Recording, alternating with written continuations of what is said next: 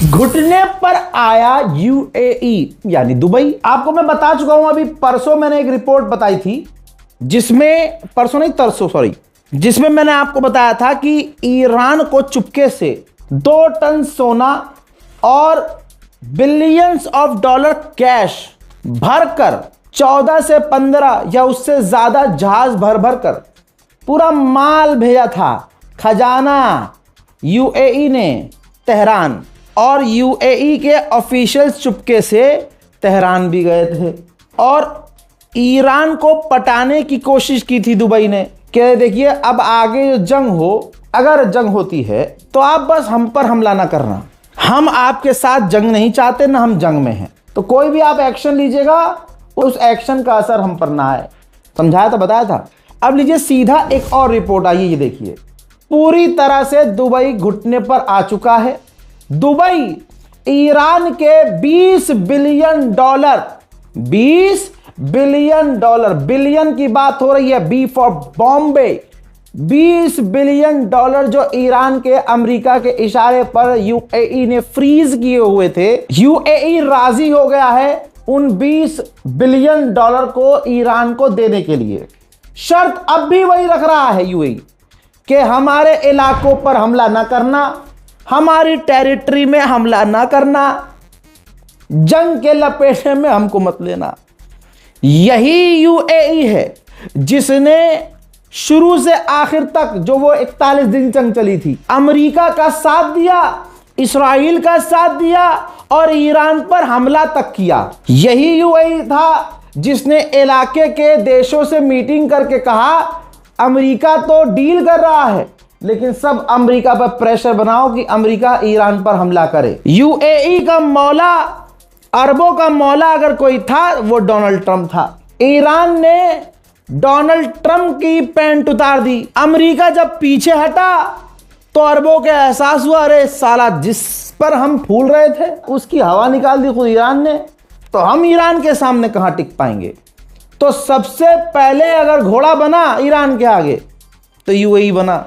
सबसे ज्यादा फुदक रहा था। कैसे भागा ये जंग छोड़ के पहाड़ों पे? भाई साहब सिर्फ भागा ही नहीं पैसा दे रहा है कि भाई हम आपके ही पैसे जो फ्रीज किए हुए अमेरिका के इशारों पर हम आपको दे रहे हैं, ये सोना लीजिए, ये चांदी लीजिए, ये कैश लीजिए, बस आप हम पर हमला ना करिएगा। अब कभी हमारी पूरी फट के चार हो चुकी है भैया, हम नहीं लड़ सकते। यही तो है फीलिंग उसकी। वो क्या दहेज दे रहा है ईरान को? क्या बात के पैसे दे रहा है? और ये बात मैं अपने मन से बोल नहीं रहा हूं। आप क्या मेरे खिलाफ बोल, मेरे दुश्मन मेरे खिलाफ क्या बोल पाएंगे बेचारे? रिपोर्ट है भाई, रिपोर्ट पूरी की पूरी रिपोर्ट है। इस रिपोर्ट को पढ़ने के बाद आप दूसरी रिपोर्ट भी सर्च कर लीजिएगा, हर जगह ये खबर आ जाएगी। कल तक जब हमारी ये रिपोर्ट आएगी हर जगह खबर आ चुकी होगी। और बताइए यूएई पर सबसे ज्यादा इस पूरी जंग में ईरान ने यूएई पर सबसे ज्यादा हमले किए। यूएई ने बेचारे ने एक ही चीज कमाई थी, नाम की सिक्योरिटी। उसका टैगलाइन हुआ करता था safest country in the world. Iran ने कहा ले बेटा, धपड़ धपड़ धूम धूम, इधर से मिसाइल, उधर से मिसाइल, यहां से मिसाइल, वहां से मिसाइल और अब समझ में आ गया यूएई को कि ईरान से टकराना कितना भारी पड़ गया है। यहां तक कि अब वो ये कह रहा है कि आगे भी कुछ होगा तो हमें मत लपेटना। मुबारक हो दोस्तों। ईरान को आप गरीब कहिए, गरीब मानिए, गरीब समझिए, ठीक। अमेरिका क्या कहता है ईरान के बारे में आपने देखा, और आज तक अमेरिका की एक भी बात सच साबित नहीं हुई है। असलियत क्या है? ये है ईरान के आईआरजीसी के मिलिट्री ऑफिशियल। इन्होंने कितना खतरनाक बयान दिया। इन्होंने कहा कि जो भी हमें अमेरिकी फौजियों की जानकारी देगा या किसी फौजी को पकड़कर हमें देगा, अमेरिकी फौजी को, हम उसे $30,000 इनाम देंगे। भाई $30,000। आप सोचिए, यह गरीब है ईरान जबान का तो पक्का है। अगर कोई अमेरिका के फौजी को देगा तो वो तो पैसे देगा, तो कहां से देगा? डोनाल्ड ट्रंप के पिछवाड़े में हाथ डाल के देगा पैसा। इसका मतलब कहने के लिए कुछ भी हो, लेकिन ईरान को अब अपने फौज के लिए अच्छा खासा बजट उसके पास मौजूद है। $30,000 यानी भारतीय आईएनआर में बताऊं तो $30,000 अमेरिका के एक फौजी को पकड़ने के लिए 28 लाख देने को तैयार है ईरान। अब आईआरजीसी की ऑफिशियल मिलिट्री कमांडर्स एक साथ बोल रहे हैं। अब देखिए आईआरजीसी ने क्या कहा है कि दुनिया की सबसे पावरफुल फौज को हम घुटने पर ले आए हैं। ईरान का नुकसान जो हो रहा है सो हो रहा है, लेकिन फायदा भी मोटा हो रहा है। हॉर्मूज के बाहर ईरान के जो टैंकर हैं समुद्र में तेल भर भर के, उन्हें बाहर के बाहर ही चीन खरीद रहा है।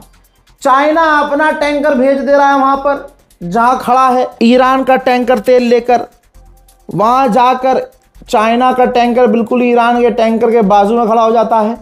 ईरान अपना भरा हुआ टैंकर पूरा खाली करता है, चीन के टैंकर को देता है, वहीं से पैसे ले रहा है और फिर वहां से चीन का टैंकर तेल लेकर चाइना पहुंच रहा है। मुझे ईरान की सबसे अच्छी बात क्या लगती है पता है?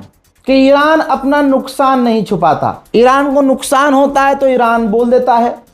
ईरान को इकोनॉमिकली कोई दिक्कत होती है ईरान बोल देता है।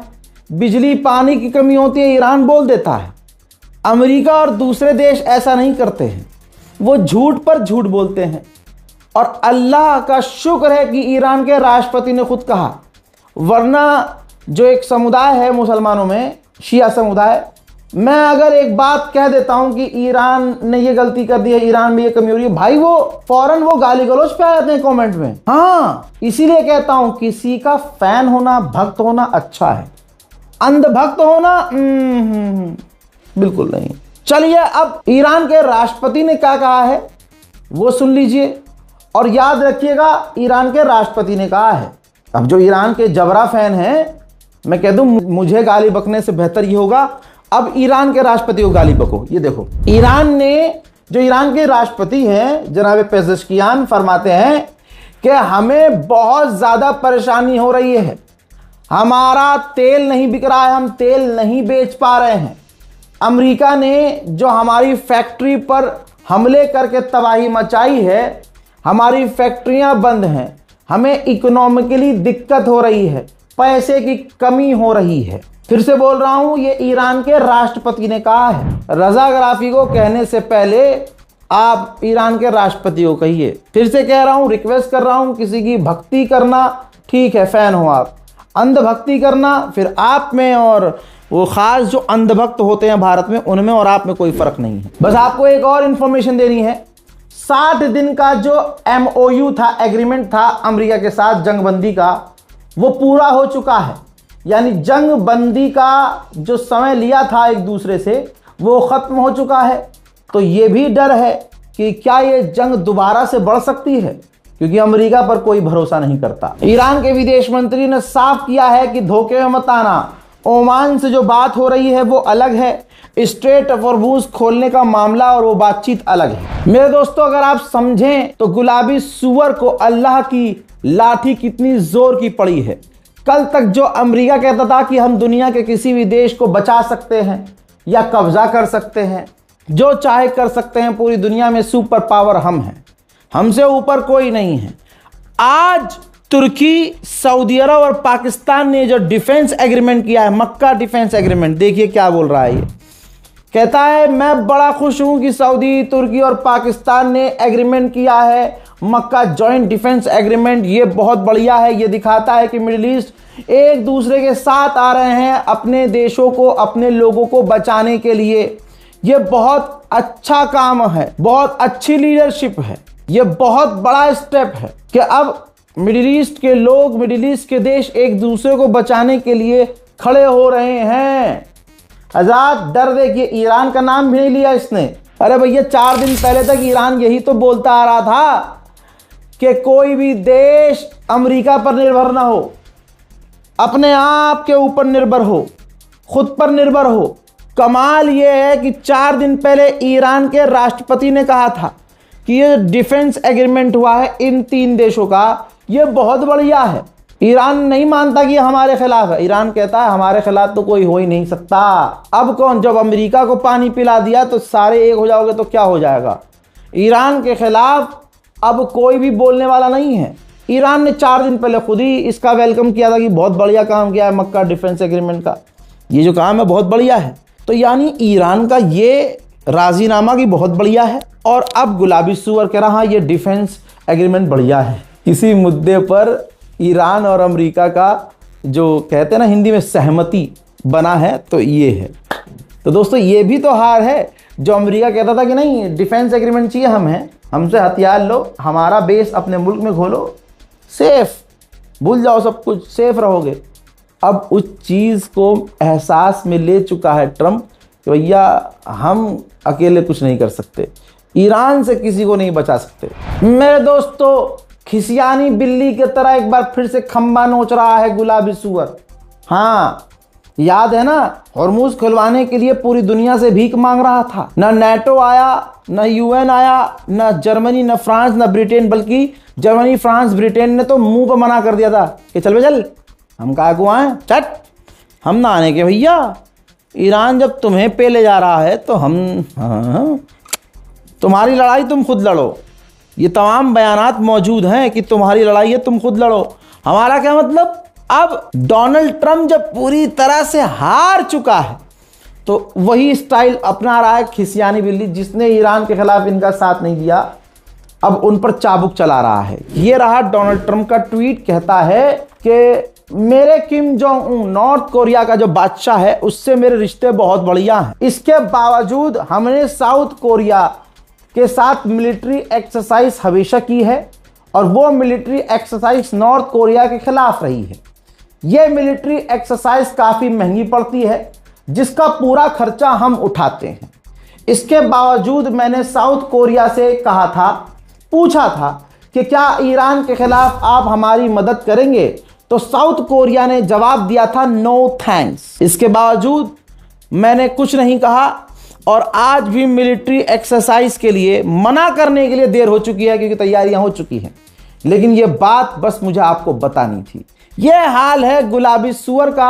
शेयर कर दीजिए इस रिपोर्ट को ताकि भारत का एक समुदाय और उस समुदाय से आने वाले फर्जी यूट्यूबर्स, फर्जी पत्रकार जो प्रोपेगेंडा चला रहे हैं, कम से कम हम यहां बैठे बैठे उनके प्रोपेगेंडे पर मिलकर मूत सकते हैं। अमेरिका के सेनेटर उर्फ अमेरिका के सांसद ने खुद कहा है कि डोनाल्ड ट्रंप को पता ही नहीं है कि हमें हथियारों की कमी हो रही है और हमें किन किन हथियारों की कमी हो चुकी है, इसलिए वो आगे बढ़ते जा रहे हैं। लेकिन नुकसान बैक टू बैक अमेरिका का हो रहा है। उधर ईरान की सुन लीजिए। ईरान ने कहा हमने डिफेंस सिस्टम का नया स्ट्रक्चर तैनात कर दिया है, कुछ नए हथियार तैनात किए हैं और इस पूरी जंग के बावजूद हमारे 85% डिफेंस सिस्टम मजबूत हैं। दुनिया देखे कि अमेरिका पस्त हो चुका है, ईरान टिका हुआ है। कहने वाले गुलाबी सुअर 1 महीना तक यही कहता रहा था, हमने ईरान के मिसाइल को ख़त्म कर दिया है, ईरान के ड्रोन्स को ख़त्म कर दिया है, ईरान की नेवी को ख़त्म कर दिया है, ईरान की एयरफोर्स अजी कद्दू भाई साहब कद्दू। ईरान कितना खतरनाक मोड में है। ईरान के फौज के कमांडर ने, ईरान का नेशनल टीवी चैनल है उस पर बैठकर ईरान की फौज के कमांडर ने कहा कि ये जंग जीतना ही सिर्फ काफ़ी नहीं है कि हम जंग जीत गया बात खत्म, नहीं, हमें बदला चाहिए जनाबे खामनाई की मौत का और वो बदला हम लेकर रहेंगे। ईरान की ताकत यह है कि ईरान ने अपने हथियारों से अमेरिका को पूरी तरह से छेद दिया और अब जहां अमेरिका हवाई बातें, डोनाल्ड ट्रंप एआई से बनी हुई तस्वीरों को पोस्ट करके कह रहा है कि हम ईरान के साथ ये कर, वहां असल तस्वीरें ये जारी कर रहा है ईरान। IRGC ने कहा कि हमें अमेरिका को इकोनॉमिकल डैमेज करना था, इकोनॉमिक डैमेज पहुंचाना था अमेरिका को। हमने 12 डेज वॉर के बाद तमाम चीज़ें चेंज कर दी, अपनी टेक्निक चेंज कर दी। हमने सिर्फ $7,000 के मिसाइल, सिर्फ $7,000 के मिसाइल से अमेरिका के $35 मिलियन के MQ-9 रीपर को मार गिराया। इसी तरह से हमने अमेरिका के $120 मिलियन के F-35 फाइटर जेट को सिर्फ $1,60,000 की मिसाइल से, यानी और MQ-9 रीपर को मार गिराने वाले हथियार से भी सस्ते मिसाइल से हमने हिट किया। इसने अमेरिका की जो मिलिट्री पावर है, फाइटर जेट और हमारी ये मिसाइल, उनकी वो मिसाइल, उनका जो भरम था वो तोड़ दिया है और इकोनॉमिकली हमने पूरी तरह से अमेरिका को झटका दिया है। लगता है रजागराफी की बात सीधा IRGC तक पहुंच रही है। ईरान ने अपनी इंटरनल सिक्योरिटी के तरफ एक और बड़ा कदम उठाया और अब वो लॉ ला रहा है कि कोई भी ईरानी, कोई भी यानी कोई भी ईरान में रहने वाला व्यक्ति हॉस्टाइल मीडिया यानी गोदी मीडिया, अमेरिका का मीडिया, इस्राइल का मीडिया, कोई भी ईरान विरोधी मीडिया को जाकर या ऑनलाइन बैठकर स्टेटमेंट देता है उनको और इंटरव्यू देता है। विदेशी ईरानियन के खिलाफ जो मीडिया, ईरान गवर्नमेंट के खिलाफ, ईरान के खिलाफ जो मीडिया, उनको अगर इंटरव्यू देता है तो ऐसे ईरान में रहने वाले व्यक्ति को सजा होगी। एक तरफ से UAE ईरान को पैसा दे रहा है और ऑफर कर रहा है और ईरान से कह रहा है भाई अगली जंग में हमें मत लपेटना। दूसरी तरफ UAE के अंदर ही अमेरिका और UAE की फौज ड्रिल कर रही है। यह दर्शाता है कि UAE दोनों हाथ में लड्डू चाहता है कि अमेरिका से भी रिश्ते खराब ना हो और ईरान भी हमारे चूतड़ों को लाल ना करे। जितना अमेरिका जलील हो चुका है, कमजोर साबित हो चुका है, बेइज्जती हो रही है, उस हिसाब से वो बदला जरूर लेगा। अब अमेरिका के पास ईरान के खिलाफ एक ही हथियार बचा है क्योंकि सारे वो इस्तेमाल कर चुका है, वो है परमाणु हथियार। बहुत लंबा ये पोस्ट है, अमेरिका के ऑफिशियल ने ये जानकारी दी है, 5 से 6 पैराग्राफ में बड़ी बात लिखी है कि शॉर्ट ये है इसमें कि डोनाल्ड ट्रंप एक बड़ी स्ट्रैटेजिक मीटिंग करने वाला है। उस मीटिंग में ये बात उठाई जाएगी कि ईरान के खिलाफ परमाणु का इस्तेमाल किया जाए। हजरात, फिर से कह रहा हूं और हमेशा कहता आया हूं, ईरान की जीत अमेरिका और किसी भी देश को, अरबों को बर्दाश्त नहीं हो रही है। नाक की लड़ाई हो चुकी है। ट्रंप को ये जंग ईरान से जीतनी ही जीतनी है। अंदेशा यह है कि अमेरिका का राष्ट्रपति डोनाल्ड ट्रंप यानी गुलाबी सुअर ईरान पर छोटे परमाणु हथियार का इस्तेमाल कर सकता है, लेकिन हमें मालूम है कि ईरान इसके बाद क्या करेगा। गुलाबी सुअर माइक में आके कुछ भी कह दे, लेकिन 53% अमरीकी, ये अमेरिका की ही रिसर्च रिपोर्ट है, 53% अमेरिका के वोटर्स जो वोट देते हैं उनका मानना यह है कि जब से डोनाल्ड ट्रंप राष्ट्रपति बना है महंगाई बढ़ गई है। डोनाल्ड ट्रंप के लिए अगला चुनाव मुश्किल होने वाला है। उधर ईरान ने इंटरनल सिक्योरिटी को और सख्त करते हुए बॉर्डर के इलाके से कई सारे आतंकवादियों को गिरफ्तार किया, उनके पास से खतरनाक हथियार जब्त किए हैं। ईरान को सारी दुनिया को झुककर शुक्रिया अदा करना चाहिए। ये ग्रीनलैंड, क्यूबा और छोटे देश, कनाडा और जो दूसरे देश हैं, उन पर कब्जा करने का ये गुंडा नुमा अमेरिका प्लान कर रहा था, धमकी दे रहा था। वेनेजुएला पर उसने कब्जा करके अपने क्या कहते हैं उसको, सेल्फ कॉन्फिडेंस को और बढ़ा लिया कि हम ईरान के साथ भी कुछ भी कर सकते हैं। फिर ईरान ने उल्टा इस गुंडे को पीट दिया, जो गली का गुंडा था। सारी गली डरती थी, ईरान ने उसी गुंडे को बाल पकड़ पकड़ के पीटा। अब उस गुंडे ने सोचा कि जब हमें ईरान ने इतना पीटा तो चलो अब क्यूबा और दूसरे देशों पर कब्जा करें ताकि कम से कम इज्जत तो बनी रहे। लेकिन अमेरिका के हथियार खत्म हो चुके हैं, अमेरिका का साथ देने के लिए कोई राजी नहीं है। हालात ऐसे हैं कि अब जो देश कभी नहीं बोलते थे वो अमेरिका के खिलाफ बोल सकते हैं। ये तमाम परिस्थितियां देखते हुए डोनाल्ड ट्रंप के प्रशासन के ऑफिशियल्स ने कहा है कि क्यूबा पर अब अमेरिका हमला नहीं करेगा। सुधर गया? लाफा पलट कर एक बार मारने की किसी की हिम्मत नहीं थी, वो सिर्फ हिम्मत इस बदमाश को मारने की ईरान ने दिखाई हिम्मत। रिजल्ट आपके सामने है। उधर आइए यमन की भी सुन लीजिए। यमन की सरकार ने कंफर्म किया है कि हमने 200 से ज्यादा यमन के लड़ाकों को, हुतीस के लड़ाकों को कत्ल कर दिया है। यमन की सरकार ने इल्जाम लगाया कि इन्हीं हुती संगठन ने, ईरान समर्थक संगठन ने चौयो हुतीस जो जेल के अंदर, सरकारी जेल के अंदर बंद थे, उनको आजाद करा लिया है, जेल तोड़ दी है। उधर यमन के ऑफिशियल ने सऊदी अरब के ऑफिशियल से मुलाकात की है। ये देख रहे हैं, तो जो भी आज लाल सागर में हो रहा है, यमन में जो हो रहा है, इसके पीछे आपका सऊदी अरब है। हुतीस की जो टनल ड्रिलिंग मशीन है उसके ऊपर यमन की सरकार ने हमला किया है, फोटो भी जारी की है। वीडियो आप सामने है।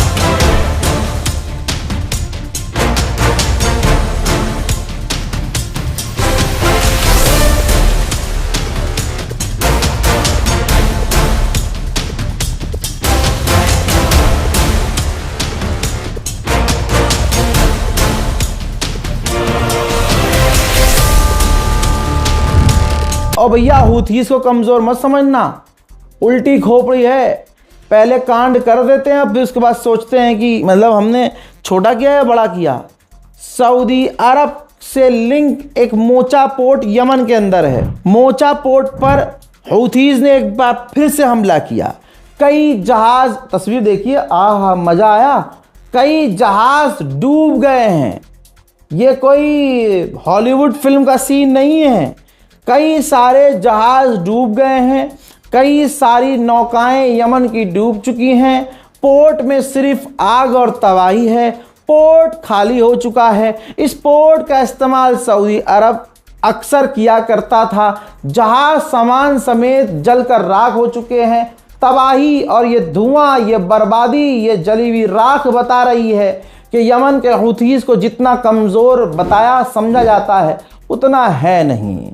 यमन के हूथीस अरब पर, अमेरिका पर और खुद यमन की सरकार पर अकेले ही भारी पड़ रहे हैं। यहां तक हूथीस ने यह भी धमकी दे दी कि अगर सऊदी अरब ने हम पर हमला किया तो हम सऊदी अरब के अंदर और हमले करेंगे। सऊदी अरब का डरना जायज है, क्योंकि ये सैटेलाइट इमेज देखिए, सऊदी अरब की रिफाइनरी डैमेज नजर आ रही है यमन के हूथीस के हमलों में।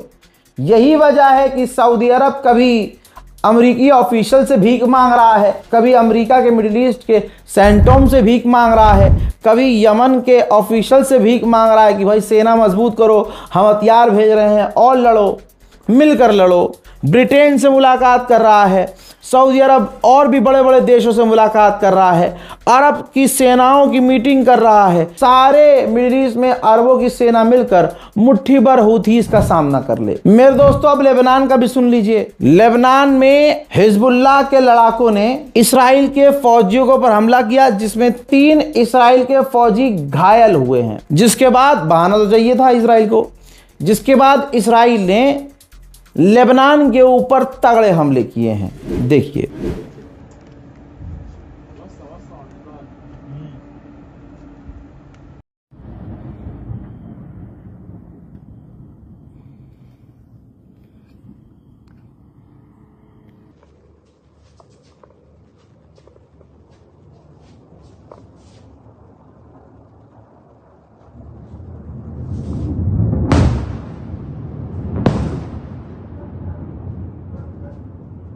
شباب الله اكبر الله اكبر.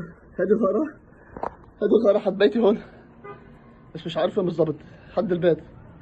अल्लाह अकबर। इन हमलों में लेबनान के आम लोग, जो 11 की तादाद है, अभी तक मरने वालों की संख्या अभी बढ़ सकती है। 11 लेबनीज की इसराइल के हमलों में शहादत हो गई है। इन तमाम चीज़ों के बीच अमेरिका ने कहा है कि जब हिजबुल्लाह हथियार डाल देगा लेबनान में तो इसराइल भी अपने हमले बंद कर देगा। मेरे दोस्तों, लेबनान को 2 टुकड़ों में बांटने की तैयारी है।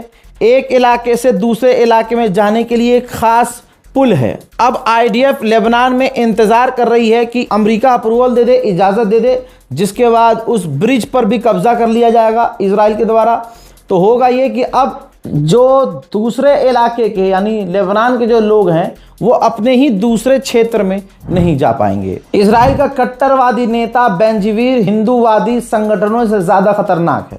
इसीलिए ख़ास समुदाय के भारत के अंदर जो लोग हैं वो इसराइल को बहुत प्यार करते हैं। देखिए, इसने जो कहा है पूरी दुनिया इसका विरोध कर रही है। अमेरिका, जर्मनी, फ्रांस, ब्रिटेन सब इसके इस बयान को सपोर्ट नहीं करते हैं। इसने कहा है कि हर रात गज्जा के अंदर 40 से 50 फिलिस्तीनियों का हमें कत्ल करना चाहिए। वो इंसान नहीं है, वो जानवर हैं, उनको कत्ल करना चाहिए, मिटा देना चाहिए, गाजा से निकाल देना चाहिए, गाजा पर कब्जा करना चाहिए। मैं उन्हें इंसान कह रहा हूं, ये भी उन पर एहसान है, वो इंसान तक नहीं है। कहता है आगे कि हमें पूरे गाजा को खाली करवा लेना चाहिए, फिलिस्तीनियों को भगा देना चाहिए, वहां पर कब्जा करके वहां यहूदियों को बसाना चाहिए। जो लोग कहते हैं, पूछते हैं रजा भाई तुम यार सऊदी अरब की सरकार को इतना, सऊदी अरब को बुरा क्यों कहते हो? तो पहले यहां मैं करेक्ट कर दूं कि सऊदी अरब की सरजमीन को बुरा नहीं कहता हूं, सऊदी अरब की सरकार को मैं बुरा कहता हूं और कहता रहूंगा। अगर आप भी गैरतमंद हैं, अगर आप भी जुए सट्टे की कमाई का पैसा नहीं खा रहे हैं, तो भाई आप भी मेरी तरह हैं, फिर आप बोलेंगे हक बात। अगर आप सऊदी अरब की सच्चाई जानने के बाद, जो एक और सच्चाई बता रहा हूं, कई बार मैंने सऊदी को एक्सपोज किया है, एक बार फिर से कर रहा हूं, अगर ये सच्चाई जानने के बावजूद आपको सऊदी अरब अच्छा लग रहा हो तो याद रखिएगा, इस बात को चुपके से मान लीजिएगा कि कमाई तो आपकी हराम की है, फिर हराम लुकमा गया है, इसलिए हक पसंद नहीं है आप, माजरत के साथ। ज़रा ये देखिए सऊदी अरब की सरकार ने, आपके मोहम्मद बिन सलमान ने क्या किया है। ये दोनों ही चैप्टर एक हैं लेकिन बदलाव किए गए हैं। दोस्तों 2023 और 24 के अंदर 11th क्लास 11वीं क्लास की छात्रों की किताब में ये बताया जाता था कि इजराइल दुश्मन देश है और जो मुसलमान हैं वो कभी भी जेरूशलम को नहीं छोड़ेंगे। फिलिस्तीन से अपना लिंक बताया जाता था, उनको पढ़ाया जाता था। आज जब आपका पसंदीदा मोहम्मद बिन सलमान, जिसके आगे मोहम्मद मैं बोलना नहीं चाहता, ये जो बिन सलमान है हराम का बच्चा, इसने उसी चैप्टर के अंदर चेंज करवा दिया है। अब क्या लिख रहा है? अब लिखा जाता है इजरायली ऑक्यूपेशन। अब इजराइल को दुश्मन देश नहीं लिख रहा है और जेरूशलम को मुसलमान नहीं छोड़ेंगे, उस लाइन को भी 11वीं क्लास की इस किताब से हटा दिया गया है। तो मोहम्मद बिन सलमान ऐसे बहुत काम चुपके चुपके धीरे धीरे कर चुका है, लेकिन आप हैं गुलाम मानसिकता के, समझ रहे हो? आपको क्या चाहिए? यहाँ भारत के अंदर एक समुदाय मोदी की गुलामी कर रहा है तो हमें भी किसी की करनी है, हम बिन सलमान की करेंगे। मुसलमान आज़ाद है, तुम गुलाम किसी के नहीं हो। गुलाम हो तो अहले बैत के हो, गुलाम हो तो अंबिया के हो, गुलाम हो तो आप असहाबाए कराम के हो। ठीक, मुसलमानों का सर सिर्फ अल्लाह के लिए झुकता है। क्या हो गया है तुम्हें? हक को हक बोलते नहीं, गलत को गलत बोलने की हिम्मत नहीं। बड़ा बुरा हाल है हजरात। जेमिनी और चैट जीपीटी का हिंदुस्तान में, भारत में जमकर इस्तेमाल हो रहा है, मुसलमान भी कर रहे हैं।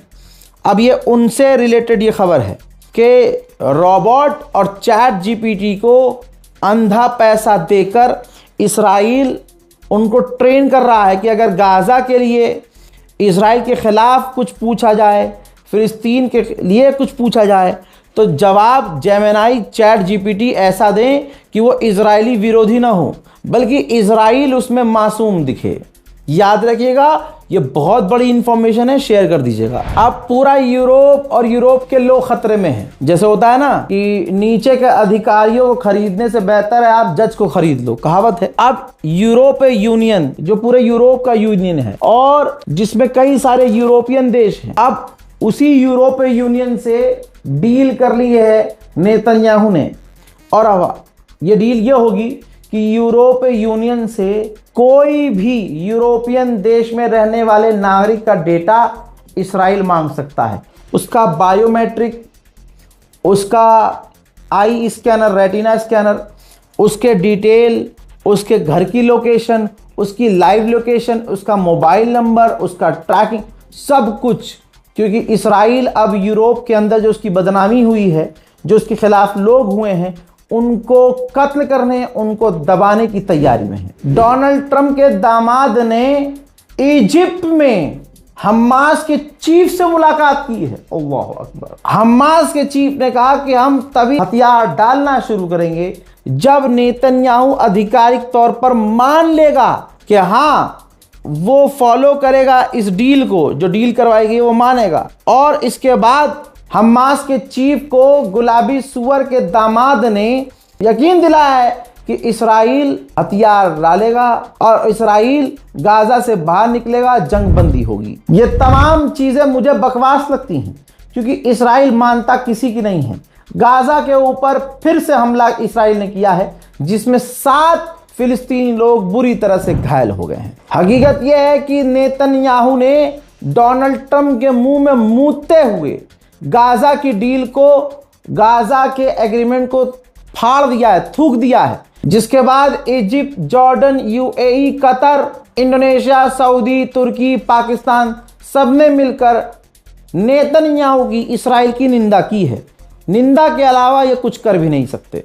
जो करता है, जिसका नाम इनका बाप जो ईरान, ये उसका भी साथ नहीं दे पाते। ईसाइयों के धर्म गुरु, टॉप गुरु पॉप ने कहा है कि जो जुल्म और सितम फिलिस्तीनियों पर हो रहा है, जो उनके साथ गलत चीजें हो रही हैं, वो बंद होनी चाहिए और 2 स्टेट सॉल्यूशन निकलना चाहिए, होना चाहिए। ऐसी कई बार खबरें आ चुकी हैं कि अलग अलग यूरोप के देशों में आग लग गई और आग लगाने वाला इस्राइल का नागरिक मिला है, पकड़ा भी गया है। अब ऐसी खबर ग्रीस की आई है। ग्रीस के अंदर वाइल्ड फायर लगी है, जंगल की आग लगी है। ग्रीस की इंटेलिजेंस ने जब जांच करी तो उन्होंने एक व्यक्ति को गिरफ्तार किया जिसने मैनुअली वो आग लगाई थी जंगल की। ग्रीस के अंदर पता चला वो गिरफ्तार व्यक्ति इस्राइल का है। उसी इजरायली व्यक्ति ने ग्रीस के जंगलों में आग लगाई थी। और यही दोस्तों, यही इजरायली भारत के अंदर भारी मात्रा में, यही यहूदी हिमाचल प्रदेश में आपको ऐसे इलाकों में मिल जाएंगे। और जिन इलाकों में ये होते हैं भारत के अंदर, हिमाचल प्रदेश में, भाई वहां पर आप नहीं घुस सकते। पूरा कब्जा किया हुआ है इन्होंने। नंगापन, फैशपन, गांजा, नशा, अफीम ये सब कर रहे हैं। ये भारत के लिए खतरा है। लेकिन मोदी सरकार जो आरएसएस की नीति पे है, उसे क्या ही फर्क पड़ता है। मिडिल ईस्ट की स्पेशल रिपोर्ट में जो आज खबरें दी हैं वो काफी बड़ी हैं। इन रिपोर्ट्स को शेयर कीजिएगा, अपनी राय कमेंट में जरूर लिखिएगा, चैनल को सब्सक्राइब कीजिएगा। जय हिंद व सलाम।